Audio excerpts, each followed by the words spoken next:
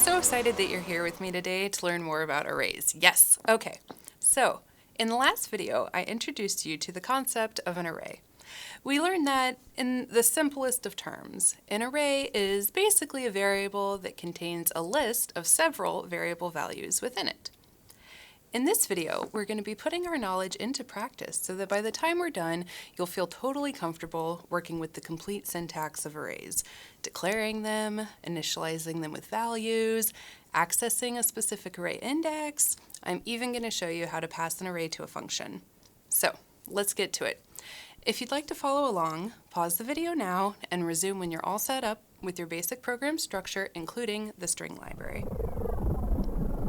There's going to be a lot of terminology in today's example, so before we dive in, let's have a quick review. If you've been watching my videos from the start, I'm sure that you already know all of these terms, but just in case you're dropping in, I wanted to make sure that you're covered and you can still follow along. So, our very first term is array. An array is a collection of like elements in rows and columns. In terms of programming, those elements would be data. So basically, an array is a variable that can store multiple elements inside it, and we visualize these elements in rows and in columns, like this. This brings us to our next term, element. What is an element?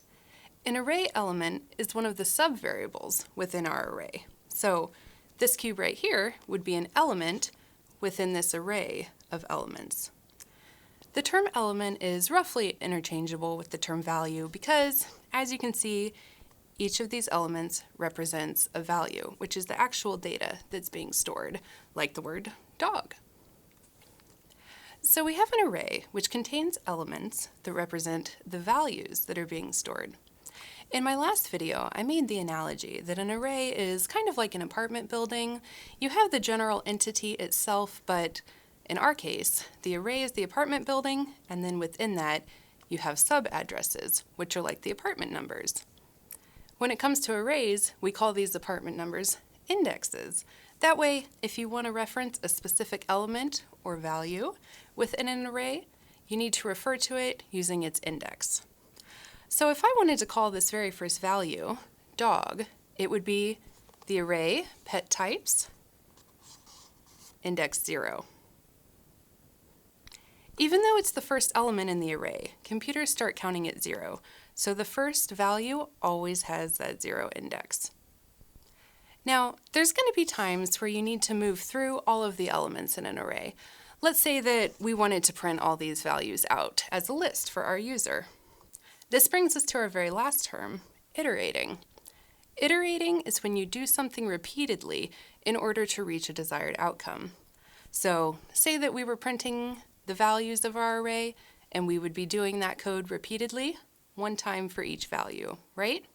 So we need a cout for index 0, index 1, index 2, and so on and so forth. So, to reiterate my point, iterating through an array is when we repeat a process on all array elements.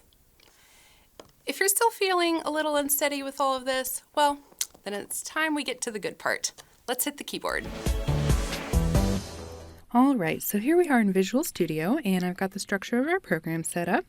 For today's example, we're going to keep it simple and create an array that stores the months of the year. We all know these, right? So we're going to take all of these months and put them into an array. Now, looking at these values, what type of array do you think that we're going to need? Let's figure out the dimension and the data type.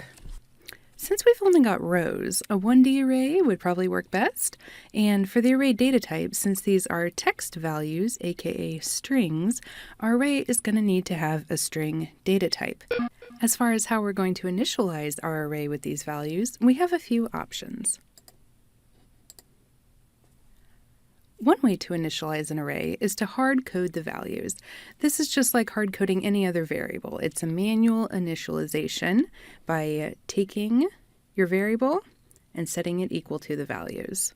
And just like any other variable, we could do this in the declaration statement or in line somewhere later on in our code. But as you can see here, the actual syntax for declaring an array is a little bit different than a standard variable. Since an array contains multiple values, when we declare it, we also need to tell the compiler how many elements we want in our array, and we call this the array size. It's best practice to declare the array size as a global constant variable so that you can use it in multiple places in your program, and I'll show you how to do this in a minute. With our months array, since we have 12 months, 12 values, we would declare our array size variable as 12. Another option for initializing an array would be through an import source, like cin or a file object.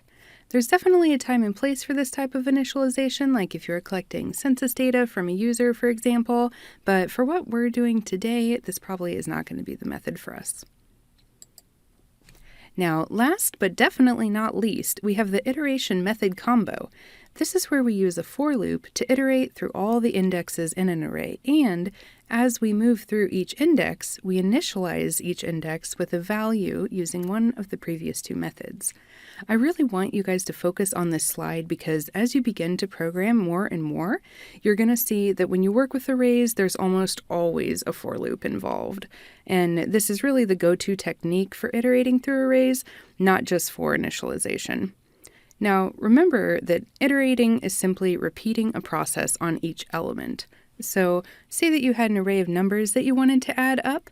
A for loop with an accumulator would be the most efficient way to do that because the loop is going to take you all the way through those elements, and then you can just accumulate them as you go.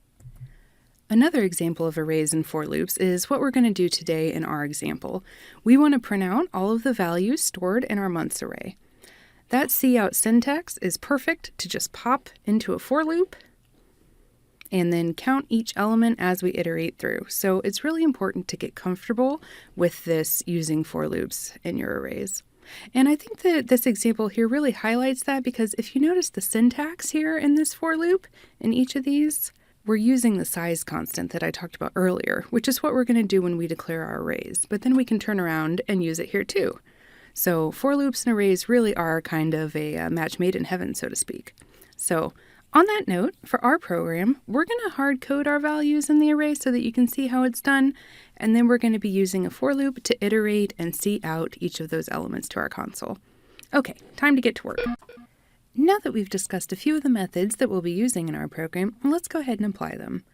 The first thing that we need to do, and really any time that you're working with arrays, is to declare our size constant as a global variable.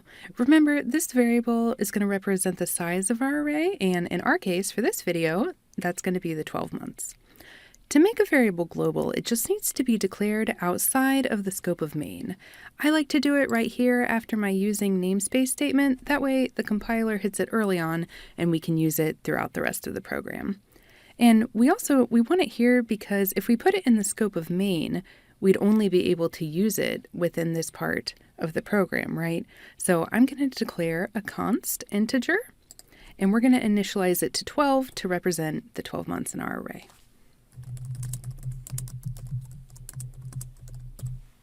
Okay, now we're ready to declare and initialize our array. To do this, we're going to start with our data type declaration, just like a variable. We decided on string. And I'm including my string library here so that we can do that. And then we're going to give our array a name.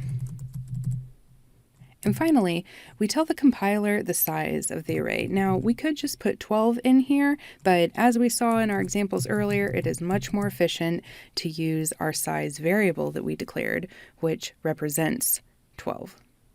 Awesome. So that's all there is for the declaration, but now we need to initialize this with values. We're going to put an equal sign here, just like any other variable, but since we have multiple values, we need to use curly brackets to indicate to the compiler our list. Then, within these curly brackets, we can list out our 12-month values. Just a reminder, because these values are strings, they do need to be enclosed in double quotes.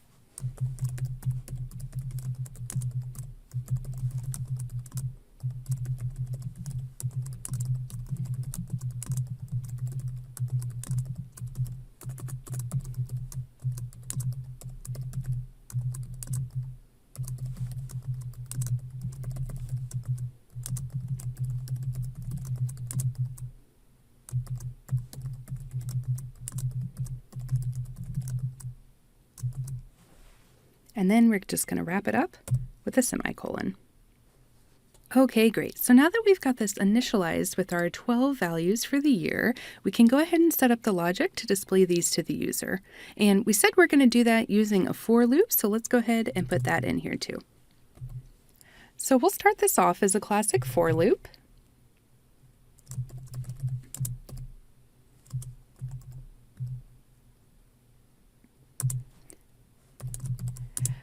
But now here's where we're going to do something a little bit different. It's this part of the syntax that is where we determine how many times our for loop runs, right? Well, since we want to iterate through all the elements in our array, we need to make sure that it runs at least as many times as we have elements in the array. So this is where we get another benefit to our size variable. Since that represents the size, aka the number of elements in the array, if we put that here, then we know for sure that we're going to iterate from the first item all the way through to the very last item.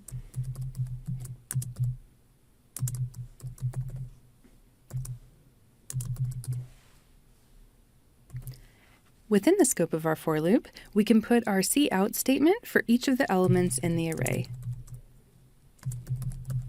And we want them each on a new line just to make it look nice, so we'll go ahead and put that here too. Now, array syntax requires that we put something here in the index brackets because when we declared our array, we put the size here, but now that we're calling our array, we need to specify which element from within the array that we want. So we need to tell the compiler here what index we want to call. So let's think about what we should put in here. What we need is something that starts at 0, and then each time our loop runs, it should increment by 1. Anybody know anything like that we could use? The first element in an array always has the index of 0. And then it goes to 1, and 2, and so on, until you get to the end of the array. So when we iterate through, we always need to start at 0, and then increment our index up all the way to the last element.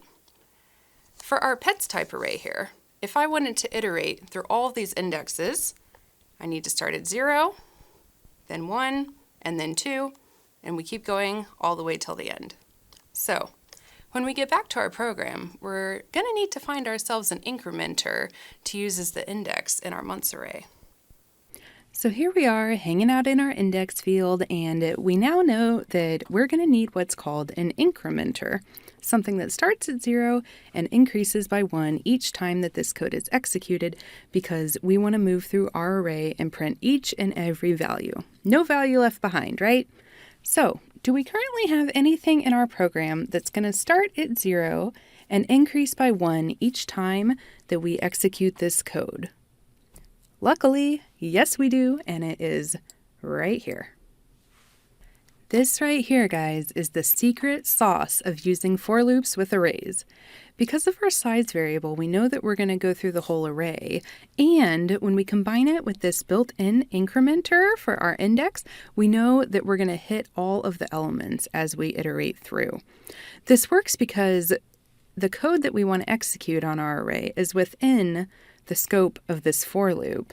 If we tried to use it, somewhere out here, outside of the last curly bracket, we wouldn't be able to because we would have left the scope of the for loop and I would essentially be dead to us. But since we're doing it right here, that's perfect. So let's go ahead and put our incrementer in here, which is just going to be, like I said, the exact same I that our for loop is using.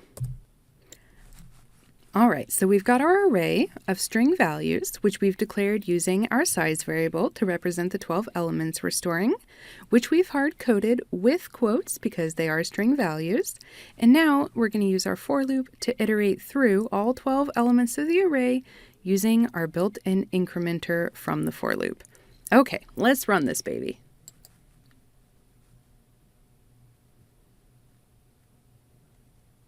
All right, yeehaw, and there's all of our months. Perfect. So, we've practiced declaring an array using a constant variable to represent the array's size. We've used a for loop to iterate through our array, incrementing each index by 1 with each loop so that we can access each of the array's elements as we go. And for our last hurrah, We're going to pass our array to a function and practice accessing its elements outside of the array's original scope. Let's do it. Okay, so now let's say that we want to create a function outside of main that we're going to pass our array to and then print and display them from the function. We don't need to return anything from the function, so it's going to be a void function. Let's go ahead and get that set up. I like to put the prototype right here under our size constant. That way, in case we do need to reference size from the prototype or the definition, the compiler isn't going to be confused because it's already hit that line before it gets to the prototype. So I'm going to call our function print months, nice self-documenting name. And then for our parameter to this, we are going to be passing a string array, which I've indicated as an array by including these square brackets. And we'll finish this off with a semicolon. All right, and so now we can put our definition down here. And again, that has to be outside of the scope of main. And then in our definition, remember we need to list the data type, but then also give our parameter its function nickname. So we'll just keep this the same thing that we call it up in main. And then again, we need to indicate that this is an array by including those square brackets. Okay, so now we've got our definition area set up, and down here is where we want to actually print and display the array itself. So we just need to take this logic that we've got working for us from main, and I'm going to cut and paste it right down here in our function. Awesome. Okay, so we've got our prototype and we've got our definition, but as we know for functions, we need one more thing. We need to call our function in main so that it actually runs. So let's go ahead and do that here. Now, this is our chance to put in our parameter that we're going to pass, which is going to be our months array. Now, unlike in our prototype and definition, where we had to include these square brackets to indicate that was an array, because we've declared our months array as an array here, we don't need to include it as part of the call. So this right here is perfect. All right, now one last thing before we run this. So what we've got here is technically correct, guys. Like syntax-wise, this will all work for us, okay? Passing our array to the function. We've got our call with the array name. We've got our prototype and our definition where we have specified that we're passing an array. All right, indicating that using these square brackets.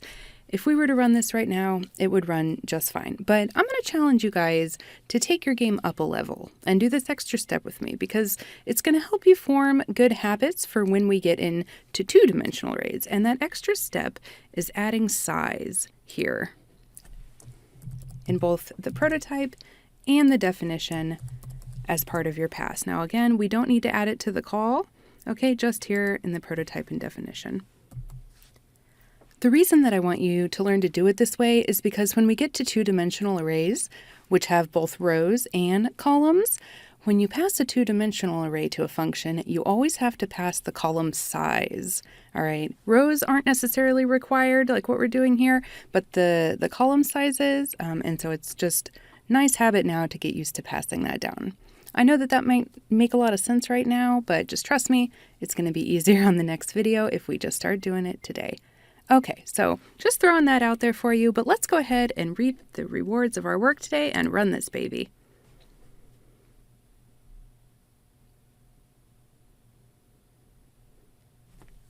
And boom, there it is. Fantastic. Great work today, everyone. And there we go, guys. One-dimensional arrays all wrapped up in a nice, pretty function. I hope that you enjoyed this video and found it super helpful. If you're still unclear on anything, go get help. I'm serious. It is so important to pursue getting the help that you need. And if you feel weird about that, just remember that anybody that you're going to consider reaching out to has definitely at some point been in your shoes. So don't feel bad about asking for help. I mean, obviously be respectful and courteous, but also respectful to yourself by asking for what you need. Really. Self-advocacy is a skill that is just as, if not maybe more important than arrays, and I want you to take that away from this video as well. So that being said, go practice your arrays until you feel confident, and then come back and see me for round 2. two-dimensional arrays, that is. Keep on rocking, stay focused on your goals, and remember that you've got this under control. I'll see you next time.